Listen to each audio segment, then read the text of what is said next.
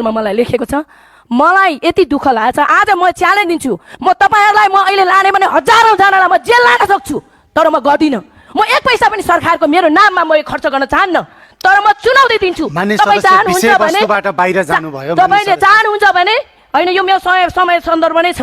मलाई अहिले यो नेशनल, मलाई इन्टरनेशनल उ पनि भनेर भनेको छ, भालु पनि भनेको छ। म भन्छु तपाईहरुले मलाई नेशनल पनि मलाई प्रयोग गरेर के रे चुनौती दिन्छु, मलाई प्रमाणित गरेर देखाउनुस्। मैले कति जनालाई लगाएको प्रमाणित गरेर देखाउनुस्, नभए यसरी चाहिँ मान्छेलाई चाहिँ झुटो आरोप लगाउनु पाइँदैन। आज म यही सभामा बसेर म आफ्नो डिफेन्ड गर्दैछु। हरेक के रे नेपाली महिलाहरूलाई चाहिँ जुन मान्छेले चाहिँ के रे कुराहरू गर्नुभएको छ, र म निरीह देखिरहेको छु यो सभा पनि। मलाई कति पीडा भएको छ भन्ने कुरा मलाई नि थाहा छ, त्यो जसलाई पीडा भएको हुन्छ त्यही हो। र मेरो मान्य ज्यू हर्क साम्पाङ ज्यू लिडर, म उहाँलाई यति मान्ने मान्छे पनि हो। मैले त उहाँलाई ढुङ्गा बोकेर आएको छु, त्यसैले तपाईको साइबर के रे साइबर अहिले फेरि श्रम संस्कृतिका साइबर सेनाले यस्तो भन्यो भनेर मान्ने हर्क साम्पाङज्यूलाई सम्झाउनु होला भनेर भनिराख्नु भएको देख्दाखेरि दया लागिरह्यो क्या। वास्तवमा भन्नुपर्दा हर्क साम्पाङजीलाई कति दुख्दो होला ल भन्नुहोस् त। अहिलेदेखि होइन, उहाँ मेयर हुँदादेखि नै खेदो खन्दै आउनुभएको होइन। अहिले तब कुरै नगर, जति यो दुनियाँमै सबैभन्दा बढी कसैले गाली खान्छ भने त्यो हर्क साम्पाङ हो। फेरि ल सोच्नुहोस्, हर्क साम्पाङलाई कति दुख्छ होला भन्नु सोच्नुहोस् त तपाईँ।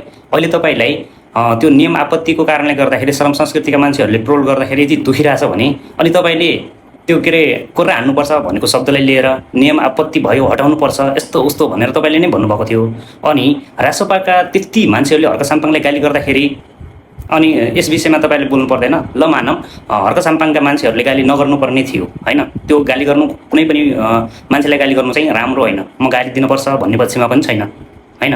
अनि हर्क साम्पाङले कोर्रा हान्नुपर्छ भनेको शब्द चाहिँ कस्तो शब्द थियो त?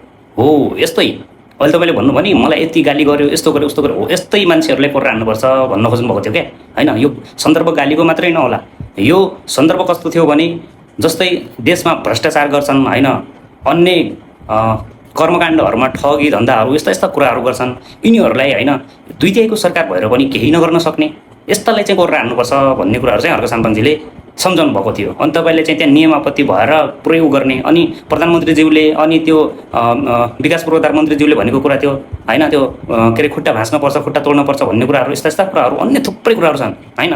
अनि यसमा चाहिँ तपाईँको नियम आपत्ति नहुने यस्तो पनि हुन्छ। कति कति बेला त ठिकै गरे कि अहिले लाइनमा ल्याए कि भन्ने जस्तो पनि लाग्छ क्या।